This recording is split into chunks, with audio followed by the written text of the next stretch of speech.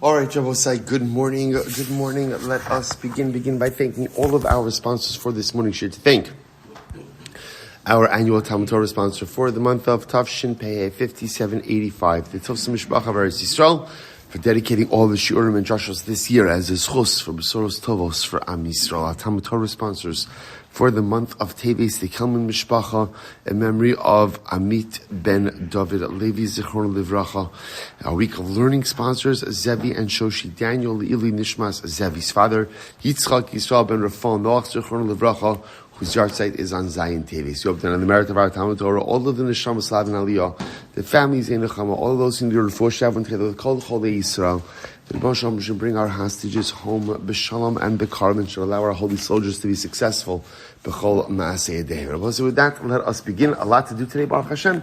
Continuation of incredible Gemara. Hopefully, we're going to try to finish the parak in Yirtzeh Hashem. We are picking up today's daf is Chaf base 22. We are picking up in Yirtzeh Hashem on Chaf Aleph on the base 21b. At the last two dots on the page. V'kosev Sefer Torah L'Shmo. One of the first things that a king has to do upon assuming the throne is that he has to go ahead and write a Sefer Torah. Tana.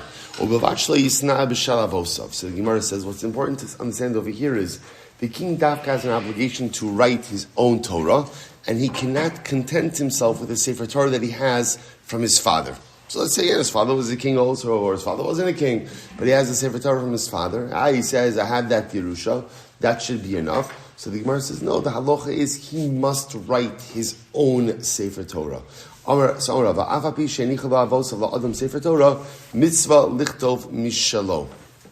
now Rava expands this a little bit and says, this is not just true of a king. This is true in general of any person. Every single individual has an obligation to write a Torah. Right? Write for yourself this shira, this Torah. So even though a person has a Torah from his father or from his family, there's an obligation for every individual to write his own Torah. And I will say, there's much to talk about like this in terms of how one fulfills that obligation. That's a pretty steep obligation to have to write your own Sefer Torah. Right? So what exactly that means and how exactly that manifests itself and how one could fulfill that? So that's an entire discussion. Again, beyond our scope for this morning. But the idea is that every person has an obligation to write their own Sefer Torah. Shnei Amar, Vatu Kis good. So Vatu Kis Lochem Masashirazos. Isve Abaye. So Abaye says, V'kosev lo Sefer Torah L'shmo Shlo Yisna B'Shalach Erim.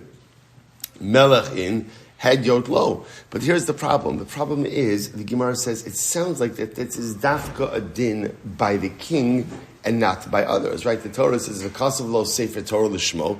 The king should write his own sefer Torah. And again, the drasha is he should not content himself with someone else's Torah. He's got to write his own. So it sounds like the obligation to write one's own sefer Torah is dafka a din by the king and not a din by other people. So what's going on over here? No, the king has a different halacha. The king has an obligation, I will say, to write two Torahs. Two Torahs. This is incredible. Okay, the Sanya. The kasav law is Mishneh. Kosev l'shmo shtei Torahs. The king has an obligation to write two Sifrei Torah. Achas sheyotza v'nichnasas imo. So one that goes and comes with him. Right? So in general, a Sefer Torah that he just keeps with him wherever he goes. V'achas shemunachas lo bebeis kinasav. And one that he places in his treasury. It's actually a very beautiful Gemara. So the king places one Torah that goes with him, and one Torah that remains in his treasury. I will say almost like the beautiful, beautiful metaphoric symbolism. You know, the treasury is the place where you keep that which is most valuable to you. So what does the king keep in his treasury?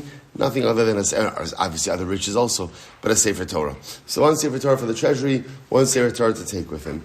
Achas, Shlimar says, Osa shiyotza v'nichnesas imo, the one that the king takes with him everywhere he goes, Osa kamin kamiyah, v'tola bezroa, he makes it like an amulet. In other words, he makes it very, very small, so that literally, again, he could wear it, Shnei Emar, Shivisi Hashem l'negdi tomid, kimimini bal emot.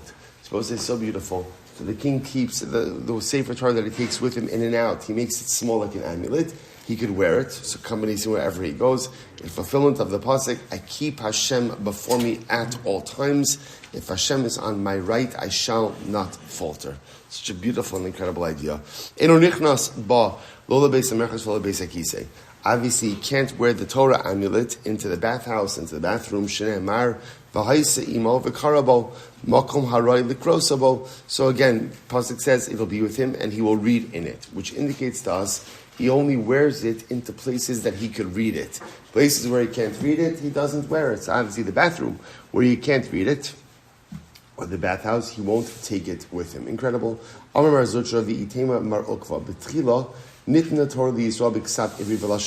also this is a very interesting Gemara. So Mar Zutra says as follows, or some say Mar Ukva, in the beginning, Torah was given to Klal Yisrael b'ksav ivri v'lashon HaKodesh. So ksav ivri is a particular type of script, not the script that we use today. The script that we use today, we're going to see, is called Ashuris. So again, originally Torah was given in ksav ivri and lashon HaKodesh, what we call lashon HaKodesh. So apparently in the days of Ezra, remember again, Ezra leads the wave of exiles back to Eretz Yisrael to rebuild the second Beis Hamikdash. And it was also a tremendous renaissance for Klal Yisrael as well. So in the days of Ezra, Torah was, so to speak, re-given. There was a re-acceptance, but this time again, the script that was used was Ashuris script and Lashon Arami, and Aramaic. So the Gemara says, Beru lahem Yisrael ksav Ashuris Lashon HaKodesh. So Klal Yisrael settled on ksav Ashuris, the secondary script, which was the script used by Ezra, and ultimately again Lashon HaKodesh. Lashon HaKodesh, v'nichu lehadyotos, ksav ivris v'lashon arami. And ultimately again they left for the hedyotos. We'll see who the hedyotos were, and just the people. Ksav ivris and lashon arami. Man hedyotos, were the hedyotos? Rav Chisda kusoi, the kusim.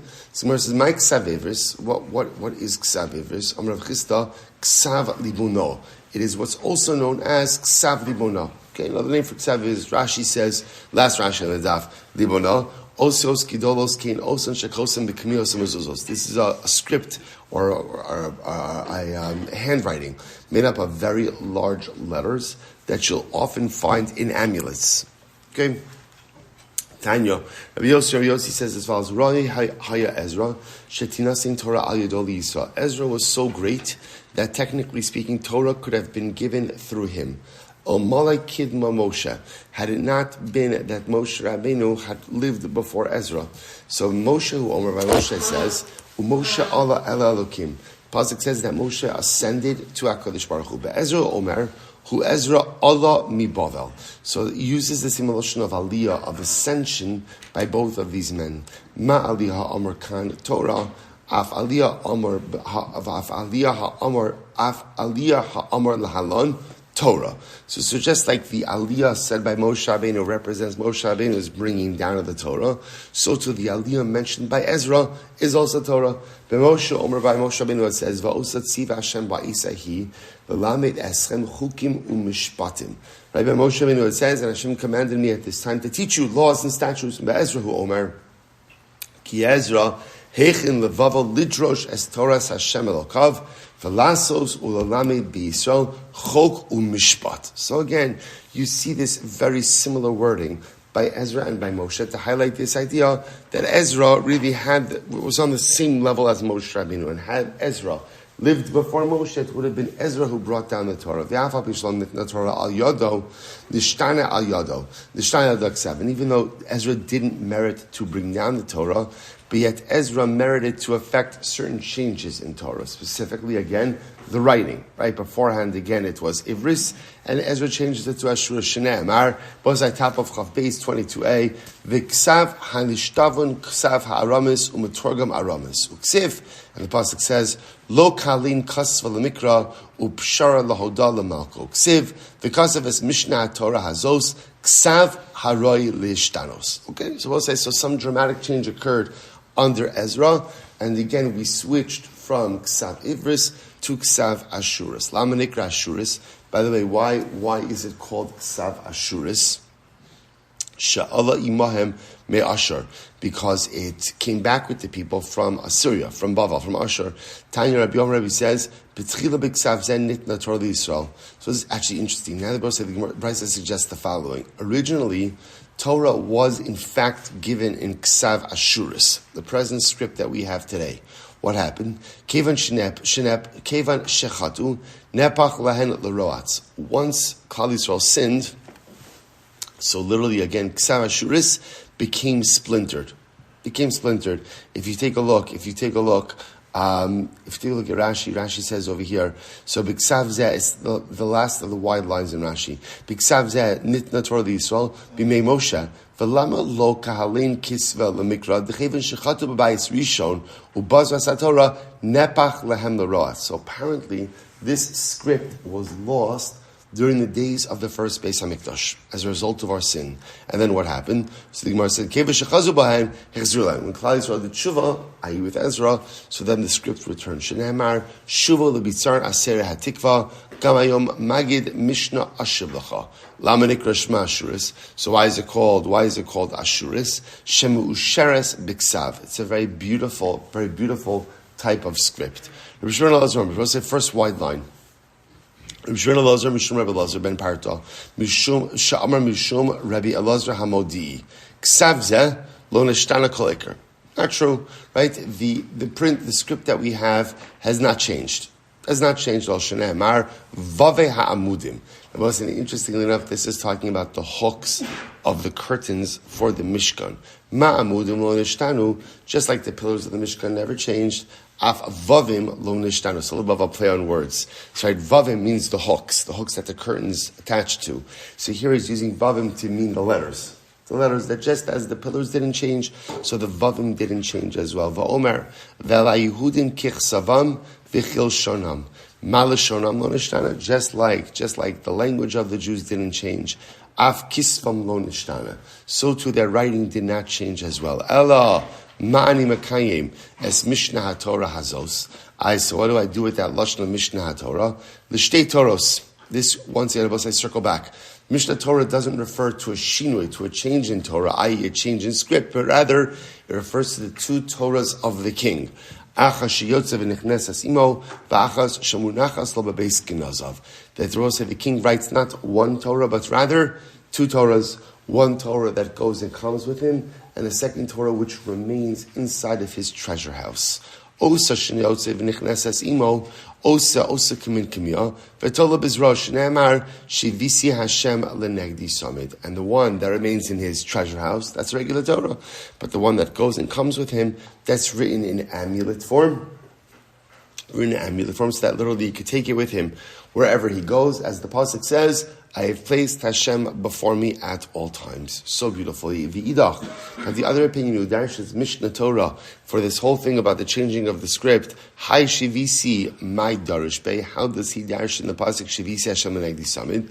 Homibai lechid Rav Chana bar Bizna. Rav Chana bar Bizna, Amr Shimon Chasida, hamispadal tzarach shiyira atzmo ki l'shchina kinegdo. But so when a person davens, he is supposed to view as if the Shekhinah, the divine presence, is literally right opposite him. So again, two different ideas. Shneimar shivisi Hashem lenegdi samid.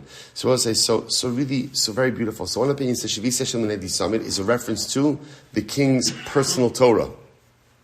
He makes the Torah like an amulet, that this week HaKadosh Baruch Hu will opposite him at all times. The second opinion says, no, Shivisi Hashem lenegdi samid is not unique by a king, it's for everyone. What does it mean? That when I daven, I should view as if the Shekhinah is directly opposite me. It's interesting, the application is different, but the concept is the same. Right? Whether it's talking to the king or whether it's talking to the individual, the idea is there is this concept. This is what the Bala Tanya brings down. Right? In the beginning of Tanya, first, right?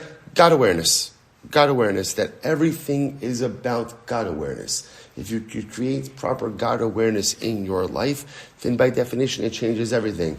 Mishnah Berurah has it also. Right? That's why again the Shulchan Aruch opens up.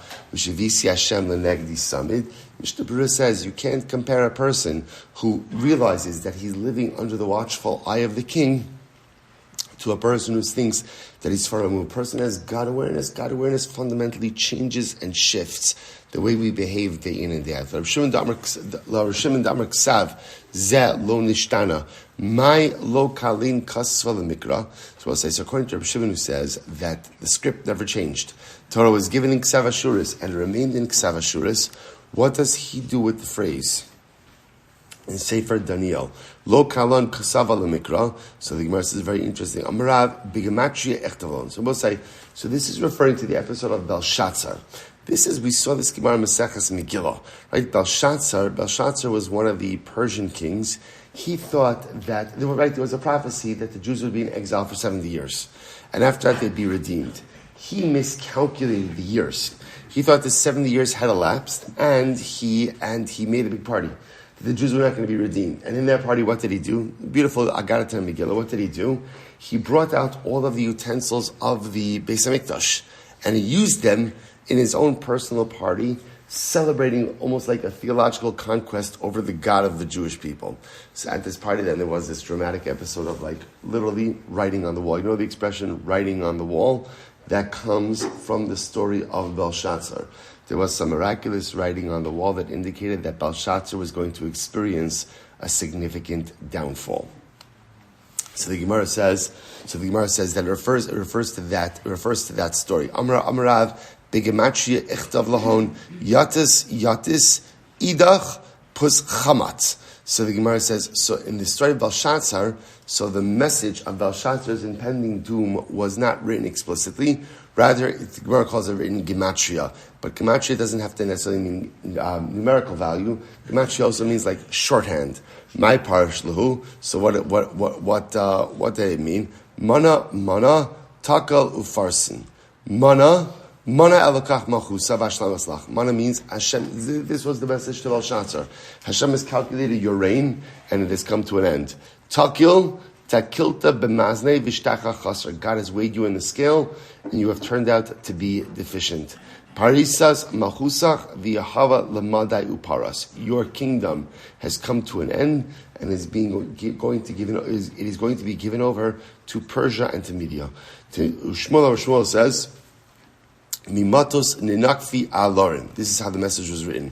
Rabbi Yochanan Amar anam lakas nisrafu. Rashi Amar nama katel parson. So we'll say, so again, these were all different ways in which the message to Belshazzar was literally written on the wall, and each one served as a mnemonic for some type of message of his impending doom. Now, I will say, so just so you should know, halacha l'maisa, the Rabban paskins that indeed a king writes two Torahs.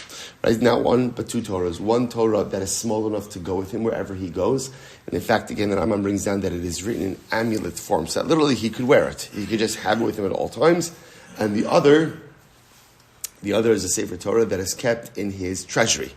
So again, symbolizing this idea, Shivisa Hashem Lenegdi Samid, that at the end of the day I have to take a Chodesh Baruch Hu with me at all times, and one Sefer remains in the treasury, highlighting the idea that the most important possession, of a Yid, and even of the king, who has many different possessions, is his Torah, is his Ruchnius. So beautiful. I'll say that idea of Torah being your most important possession is really, we know this. Everything else you acquire in this world you could enjoy for however many years you have in this world. But once you leave this world, those possessions no longer come with you. Conversely, the Torah that you acquire, the Ruchnius that you acquire, that is yours for all eternity. That's yours. You never have to part with that possession. Incredible. Mishnah. In Ruchman al Suso, Ben Yoshin al Kiso, Ben Mishnah B'Sharvita. So as I say, some other halachas pertinent to a king. You cannot ride on the king's horse. You cannot sit on the king's throne, and you cannot utilize his scepter. They both say, now, this is all referring to common people, right? This doesn't refer to other kings, as we're going to see in just a little bit. Like, you have David who's the king, and then David dies, his son Shlomo becomes king. Shlomo could use the scepter, right? Shlomo could sit on the throne. The idea is these are halachas regarding commoners vis-a-vis the king. So a commoner, I can't sit on the king's horse. I can't sit on the king's throne. I can't use his scepter. Then Ron also kishum staper. It's interesting. You cannot see the king when he's getting a haircut.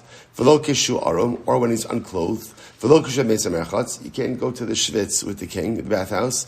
Shnei amar som tasim alach hamelach shetehei emaso alecha. So I will say this is all interesting, all part of the motif of one has to have reverence for the king. So part of that is things is way. It's almost like you can split it up into three categories, like activities, active things you have to do for the king, things that you are not allowed to utilize because they're associated with the king, and not seeing the king in any way that could potentially diminish your honor and reverence of the king. So you can't go into the mikvah when the king is going to the mikvah. You can't go to the bathhouse. Can't be when the king's getting a haircut. No one's allowed to see him. Okay, says the Gemara. Am Rav Yaakov, Am Rav Yochanan. Avishag Muteres l'shlomo. Okay, so we'll say so. A little bit of context over here. This is Sefer Malachim, the end of Malachim Aleph. It's actually the Haftarah of Parshas Chayei Sarah. David HaMelech is dying. He's old. So the Navi says that they hired for him. They selected for him a young woman who is going to be his attendant. So the Gemara says her name was Avishag Hashunamis. So the Gemara says, Yaakov says, Avishag mutaris l'shlomo v'asrula adonia. So Avishag technically would have been permitted to marry Shlomo, David's son, but she would not have been permitted to marry Adoniah ben Chagis. Now, Adoniah ben Chagis was also David's son, right? Adoniah ben Chagis, we saw him just a few days ago. He was the individual who claimed the throne for himself. David is dying. David did not explicitly appoint a successor. At the end of the story, he does. He did not explicitly appoint a successor. So because of that, Adoniah ben Chagis, the positive is Nasele Mor Ani Amloch. He says, I'm going to reign. I'm going to reign. So what ends up happening over here, so therefore, obviously at the end of that story, so David says explicitly, no, Shlomo is going to reign. So technically speaking, Shlomo would have been permitted to marry Avishag, but Adoniah would not. Why not? So the Gemara says, Mutaris to Shlomo de Melechaya, umelech mishtamish b'sharvito shemelech. Because again, it's interesting that the Gemara compares Avishag to the scepter of the king, right? The scepter is something that was utilized by the king. So Avishag was an attendant. She was a servant of the king. So she was sort of utilized by the king. Therefore, again, Shlomo would have been permitted to marry her had he wanted to. So the Gemara says, so Adoniah the head yotu. So the Gemara says, but she would have been prohibited to Adoniah because Adoniah ben Chagis had the status of a commoner. Even though he was the son of the king, he had the status of a commoner. So the Gemara says, Avishag Maihi. What exactly was Avishag's role in David HaMelech's life? V'chsev v'amelech zakin ba bayomim. V'yomer lo avadav yivakshu. So again, v'chsev v'yivakshu na'ara yafa. V'chsev v'hana'ara yafa ad ma'od. V'atihilo l'melech sochenes. V'tishar seyu. So Avishag she was an attendant. Now, what's interesting is, even though she was an attendant, right, the Navi goes out of his way to highlight that she was very beautiful. So why the need to highlight her beauty if she's just an attendant? This is actually very interesting. Amar Nin Saban. So Avishag wanted to marry David. She wanted to be one of his wives.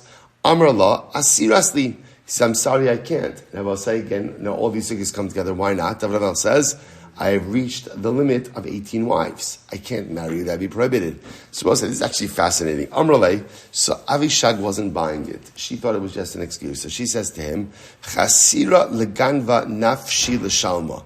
When the thief has nothing to steal, he portrays himself as a pious man, right? So in other words, when the thief's not stealing, if there's nothing left to steal, suddenly he's a tzaddik who's not stealing. So what she was saying is, you're just too old to consummate a marriage. That's why I don't just say it for what it is. You would marry me, but you're too old. So what happened? So the Gemara says, Amar Lahu, Kiruli the Batsheva. So this is an interesting Gemara. So he says, oh yeah?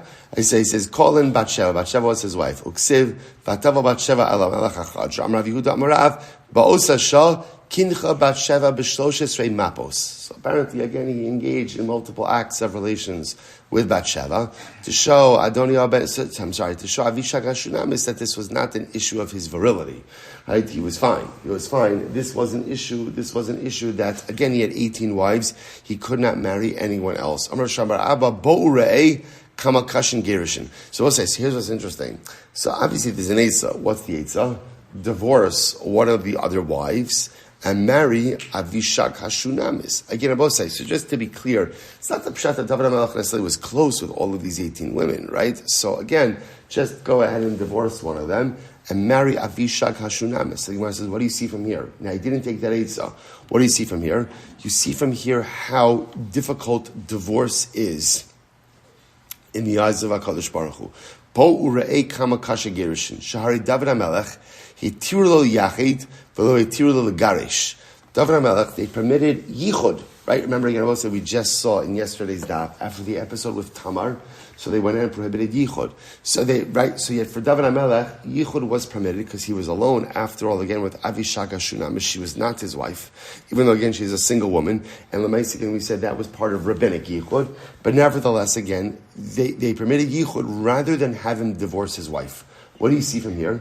You see from here how serious divorce is in the eyes of HaKadosh Baruch Hu. Rabbi Lazar, so a very profound Gemara. Rabbi Lazar says as follows: Kol megarish esishta rishona, afilu mizbeach morid alav demos. This is a very, very overwhelming Gemara. When a man divorces his first wife, even the mizbeach cries tears from Shene Amar, v'zos shenis tasu ksus dima, as mizbach Hashem bechi va'anaka, me'ein od panos el hamincha, v'lakachas ritzon biyadchem. V'ksiv, v'amartem alma, aki Hashem heid benecho ben eshes ni'urecha, asher ata bagarata ba, v'hi chavirascha, v'eshes brisecha. So we'll say, so it's interesting to see here, the juxtaposition of the psukim indicates that why is the Mizbeach crying? Because ultimately, again, you have rebelled against the wife of your youth, and she is your friend, and she ultimately, again, is the wife of your covenant. So we'll say, the Gemara is going to talk about this idea, about the unique relationship between a man and his first wife. And the idea of something tragic occurring when that relationship is undone. I both say, now it's important. Well, let's finish. No, I'm just saying. Obviously, there are times when divorce is warranted, and there are times when divorce is necessary. What the Gemara is just pointing out over here is almost like a fundamental rupture in the fabric, almost like of the natural order. When a divorce occurs, it may be that it has to occur, that it's supposed to occur, that it's necessary to occur, but there's a traumatic upheaval that's associated with it. So Rabbi Yochanan ben Tim Rabbi Lazar, Im ishto shel adam mesa, ela imkin mevakshim en mamon ve'ilo. So okay, so the Gemara gets away from the divorce for just a second. We'll come back to it, but then it goes back to this. It goes to this. The Gemara says a man's wife only dies if he stole money and needed to repay it, but didn't have the money to repay it. And they'll say, now what does one thing have to do with the other? So the Maharsha points out to her that there's a little bit of like a midah kineged midah. So if Reuven is married to Rachel, and Reuven took something that did not belong to him, and now when it's time to give it back, he's unable to give it back, so therefore the Ribbon Shalom takes something from him as well. Rabbi Yochanan says as follows, very profound Gemara, if a man loses his wife, his first wife, we'll say very profound Gemara, it's as if the Beis Hamikdash has been destroyed in his days. The loss of a wife, the Gemara says, is like the loss of the Beis Hamikdash. Shene Emar ben Adam hineni lokeach mimcha es machmat einecha b'magei v'lo tispid v'lo tifke v'lo tava d'masecha uksiv v'adaber ala am baboker v'tamas ishti ba'erev uksiv hineni mechalalis mikdashi ga'on uschem machmat einechem. So once the Gemara just notes the juxtaposition over here in these psukim. This is all from Yechezkel. How Yechezkel juxtaposes again the loss of his wife to the loss of the Beis Hamikdash. That the loss of one's first wife. And I will say, the Gemara keeps referencing the first wife, right? The loss of any spouse is traumatic. But what you see over here is over and over the Gemara pointing out about the profundity of a first marriage. So therefore, right, a man divorces his first wife. There's a profound impact of that. A man loses his first wife. There's a profound impact. There is something about that first relationship. That is fundamentally different and just pivotal within a person's life. Rabbi Alexandri, Kol Adam, I'll say first of the widest lines at the bottom. Kol Adam shemeise ishta b'yamav, olam chashach bado. If a person loses his wife, his world becomes dark. Shneimar, or choshech bi'alo, v'neira olav yida'acha. Rabbi Chanina Amar Psiosa Miskasros. The Gemara is so profound. His steps become diminished. A person almost like loses a spring in his step when he loses his spouse. Shine Amar Yitzchak Yisrael Ono Rabbi Yavo Amar Atzasa Nofeles. His wisdom diminishes. Literally means his counsel falls. Or his wisdom diminishes. Without a wife, he doesn't have the same level of wisdom. Shine Amar Vatashlichiyu Atzaso Amar Rabba Barachan Rabbi Yochanan. Kash lezavu kiris yamsa. So listen, I spoke a little bit about marriage. So actually, this is the famous Gemara in the beginning of Masechah Sota. It is more difficult, so to speak, for HaKadosh Baruch Hu to make one shidduch like it is to split the sea. Now, obviously, nothing is difficult for the Ribono Shel Olam, but the idea is that finding a shidduch is like a splitting of the sea. Meaning what? Just like the splitting of the sea went against the laws of nature. So if you think about it, finding a shidduch goes a little bit against the laws of nature also. The commentaries of the Gemara and Sota, Rashi and Tosafot both bring down this idea. They say, Adam yachid v'isha yichida v'hu mezavgan. A man is an individual and a woman is an individual. I will say, the statistical probability of two people finding each other, right, and being compatible enough to build a life together in a world full of people is nearly like a statistical impossibility. Impossibility. It is almost as supernatural as an actual splitting of the sea. Incredible. Shnei Amar Elokim Moshe v'Yichidim Beisa Motzi Asirim B'Kosharos. Al Tikri Motzi Asirim Ela Kim Motzi Asirim Al Tikri B'Kosharos Ela Bechi V'Shiros. So what's the idea over here is that literally again Hashem takes individuals and allows them to live in the same house. That's a reference to marriage. And the Gemara compares that to Motzi Asirim B'Kosharos. He brings out captives at an appropriate time, a reference to Yetzias Mitzrayim, and by extension, Kriyas Yamsuf. Ini, is that so?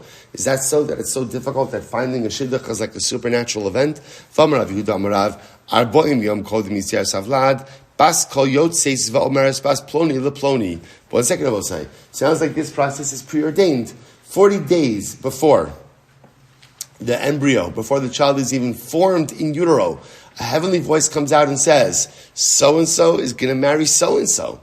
So it sounds like shidduchim are preordained. If they're preordained, if there's a baskol, then what exactly is, why so difficult? Why so difficult? To which the Gemara says, Lokashia, ha-bezug rishon, ha-bezug sheni. Shavuot say, this is fascinating. The baskol, the heavenly voice, that says so-and-so is going to marry so-and-so, that's your first marriage. That's your first marriage. And I will say, now you begin to understand why Chazal associates such profundity with a first marriage. The first marriage, the idea that a person divorces his first wife, the Mizbeach goes ahead and cries. A person goes ahead. Why? Because that marriage is ordained. Ordained. I will say that again, I can't say enough. It doesn't mean that sometimes even those first marriages end in divorce. Sometimes, again, because of HaKadosh Baruch Hu's plan, it's not the right thing for people to be together. But just understand, sometimes, a couple might get divorced and they might say, I clearly wasn't meant to be. No, sometimes the shidduch is meant, in general, sometimes in life, things are meant to be, even if they don't last. Even if they don't last. And we spoke about this a couple of weeks ago. I don't know why this always like intrigues me. You have this like yesod of like endangered species, and people they get all worked up because like the humpback whale is going to be extinct. So it presupposes that things are supposed to last forever, and who knows? In other words, when the Cheshbon Baruch, for example, right, the Cheshbon Baruch created the Lev Yasan during the Sheish Mebrachis, the Lev Yasan, and the Lev Yasan was created. And then it was shechted. I often thought that is an incredible metaphor for the idea that in life, some things are supposed to be created, they have a shelf life, and then they are supposed to come to an end. Not every single thing that Hashem creates is supposed to last forever. It's a very important yesod. We get into the mindset that things are supposed to... No, sometimes things serve a very specific purpose for a very finite amount of time, and then it's time to move on to something different. But again, even if that's what's supposed to be, it doesn't in any way take away from the fact that the event was purposeful, meaningful, and impactful for the duration that it lasted. It's very, very profound. So the Gemara says... So the Gemara says, the Gemara says, Zug Bishon, your first marriage, that's preordained. Second marriage, the Gemara says, that's what the Gemara says, Kasha Lazavgun Kekriyas Yamsuf. So that's where it's much more difficult with the splitting of the sea. Now, again, the Rashi in Sota brings down why is this? Because for a second marriage, Rashi says, there's a lot of moving pieces. It's a lot of moving pieces. For a second marriage, often, Reuven was married to one person. Rachel was married to one person. So Rashi brings down, Reuven's wife dies, and Rachel gets divorced, and this and that, and there's a whole, it's a whole chess, a life chessboard. So that becomes much more, quote unquote, complicated, and that becomes a little bit almost like Yamsuf choreography for the Ribono Shel Olam. Incredible. Both say, for everything in life, there is a replacement, except for the wife of your youth. Again, this idea that the person you start out life with, the person you begin your life with, that is a unique relationship that cannot be replicated. A person may find contentment and love and happiness in a second marriage, but of course, it'll always be different than the way things started out in the beginning. The Gemara says, "Masnila Yehuda Lavi Yitzchak Berei Ein Adam Motzei Koras Ruach Ela Me'ishto Rishona." A person only finds true life tranquility with his first wife. Shne'emar Yihim B'Korech Baruch V'Sameach Me'eshes Amabezin Urecha. So this is actually a very interesting Gemara. So just to understand over here, Rabbi Yehuda is saying this over to Rabbi Yitzchak, his son, and he says to Rabbi Yitzchak, his son, a man only finds true tranquility with his first wife. Now, there's so much to say in all of these Gemaras, and a lot of good Sheva Brachas Torah in here also. But the idea is, when a person marries his first wife, if he's young, often the responsibilities and the pressures of life are not there. And therefore a person is able to kind of lose themselves in the happiness of marriage without anything else going on. Any subsequent relationship, a second marriage, so beautiful, wonderful, loving, has all of its other pieces associated with it. So the koras ruach, the inner tranquility and the inner peace, is usually not there. Now again, it doesn't mean it's not beautiful, and it's not wonderful, and it's not incredible, and it's not spectacular. Of course it is. But l'maisa, it has all of its other complications, which are just part of life. That almost tranquility, right? It's almost also, if you ever see it, if you're under a chuppah with a chassan, you can think about your own chuppah.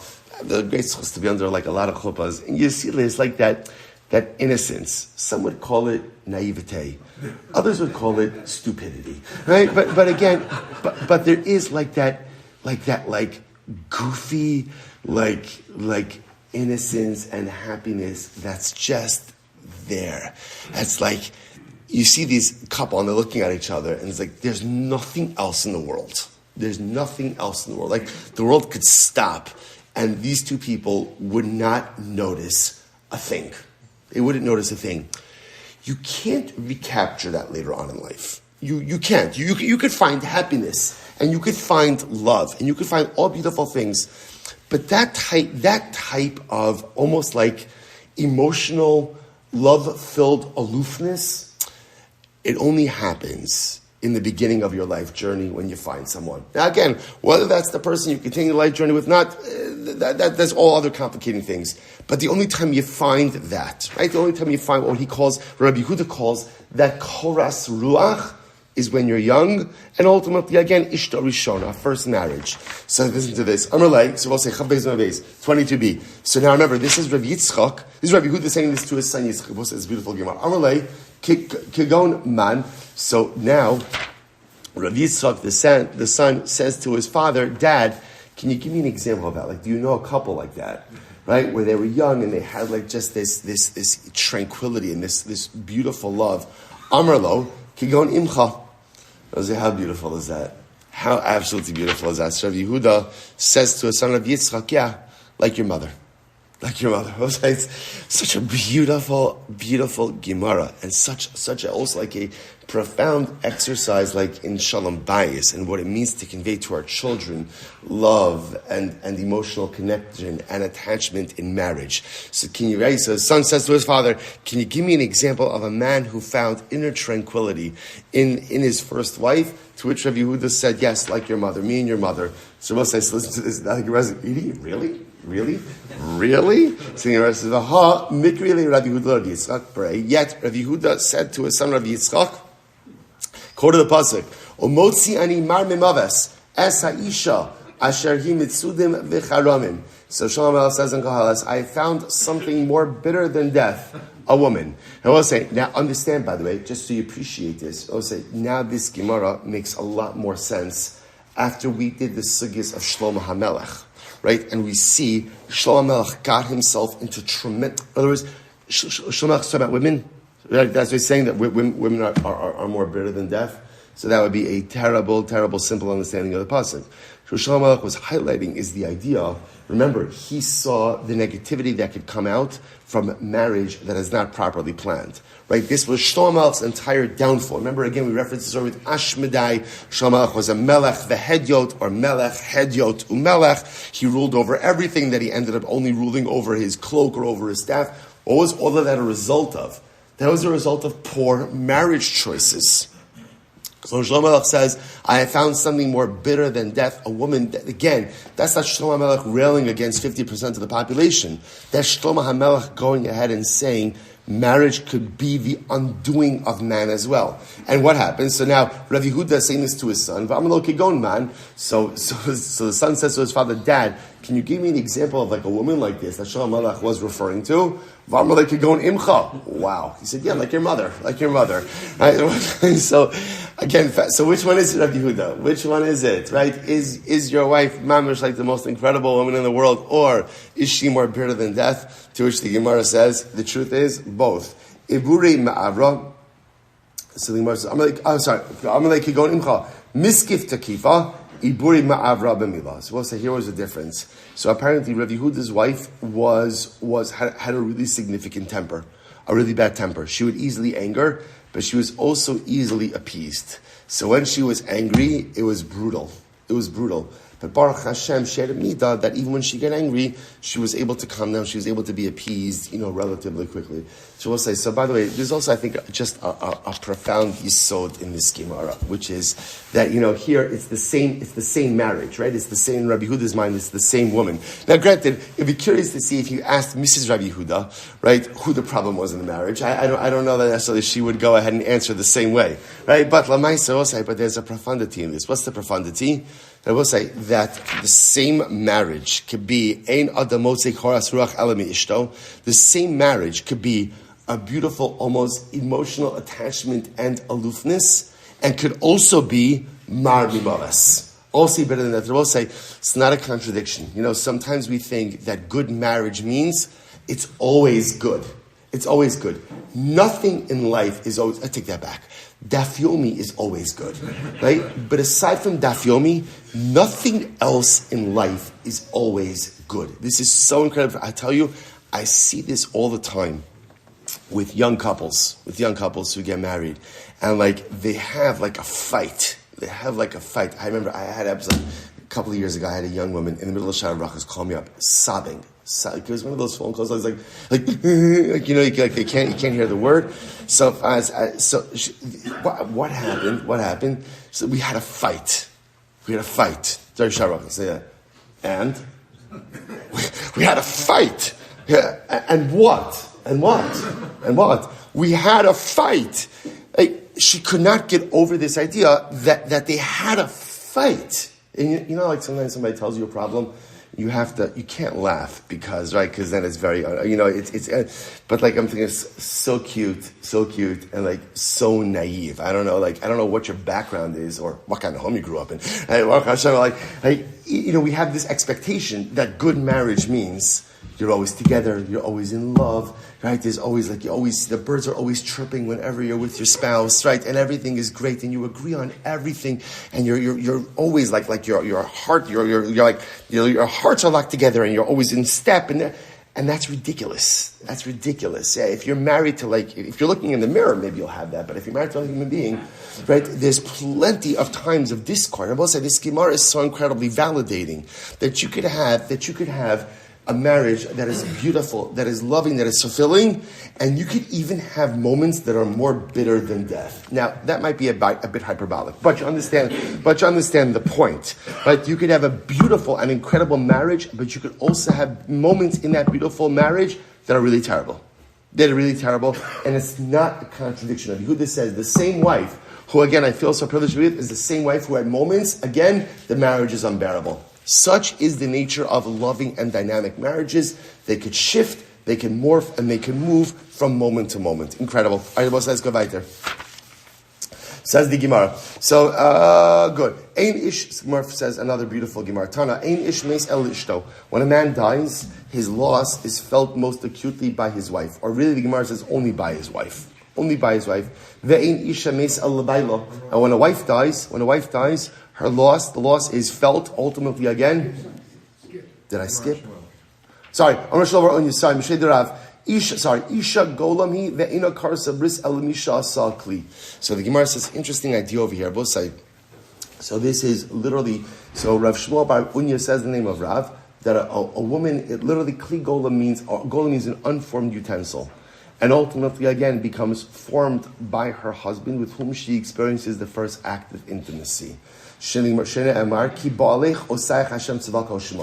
idea over here? That there is a unique connection between a man and a woman who experience a first act of intimacy together. There is a bond that is created between that couple. Tana ein ish meis el ishto. When a man dies, his loss is really only felt by his wife. Vein isha meis el lebaylo. And ultimately, when a wife dies, so her loss is really only acutely felt by her husband. I will say this is actually a profound Gemara as well. Now, what about the fact that there may be other relatives? So in general, again, the way it works is like this. When children lose a parent, as difficult and as tragic as it is, again, it's the natural order of the world. You move on. Because that's the natural order of the world. Even Rahman al-Islam, when parents lose a child, they have each other in which to steady one another to be able to move forward. When a spouse loses a spouse, you lose your life partner. And when you lose your life partner, it just takes away the momentum of life in general. It's not the same to live life without a partner, to live life without your other half. The Gemara says is one of them, and that loss is most acutely felt by the surviving spouse. Ein ish meis el ishto shneimar vayamas Elimelech ish Naomi. Vein isha meis el labayla shneimar va'ani b'va'oi mipadan meisa alai Rachel. I will say, this week's parsha, absolutely incredible. So remember again, so by a husband, so the Gemara brings a raya ultimately again from Naomi, that it says Elimelech, the husband of Naomi. Well, Elimelech was also the father of Machlon and Kilion. But you see from here that his loss was most acutely felt by Naomi. And again, Yaakov Avinu, this is in this expression, Yaakov Avinu is asking Yosef to bury him in Canaan. He goes to Va'ani, Bevoimi Padan, Mesa Alai Rachel. He could have just said Mesa Rachel. What do you mean Mesa Alai Rachel died on me?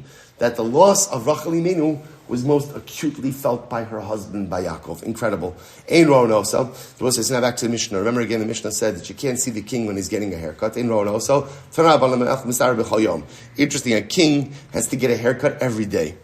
So meaning a king has to be perfectly groomed. So the idea is he gets a haircut every day. Kohen Gadol Erev Shabbos. Kohen Gadol gets a haircut once a week. Kohen Hedyo Echel Shloshim Yom. Regular Kohen gets a haircut once every 30 days. So Melech Mistar B'chol Yom, so the king gets a haircut every single day. Melech B'yaf Techazen Einecha. The king always has to look beautiful. So the king has to be groomed every day. Kohen Gadol Erev Shabbos, Amar Shmuel Bar Nachman, Amar Rabbi Yochanan, Hoil Umishmaros Mischachos. So I'll say, so the idea over here is that since the Kohanic shifts, right, the Kohanic shifts change over once a week, so it makes sense that when the new shift comes in, the Kohen Gadol should be properly groomed, ready to meet them. So Kohen Gadol gets a haircut once a week. Kohen Hedyo gets a haircut once every 30 days. Dichsiv, v'rasham lo yigalechu, upera lo yishalechu. Kisumi kasmas rosheim. So we'll say, so over here the Gemara quotes from the pasuk from Yecheskel. So literally it says they should not shave their head, but they should also not allow their hair to grow too long.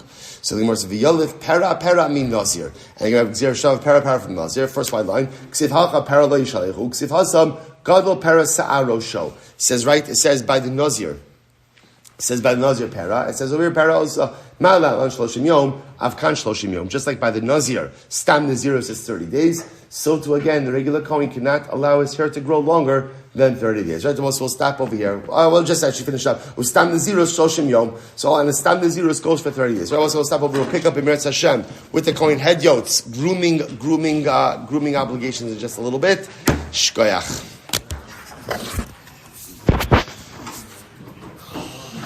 All right, Chevron Zoom, have a wonderful day, everyone.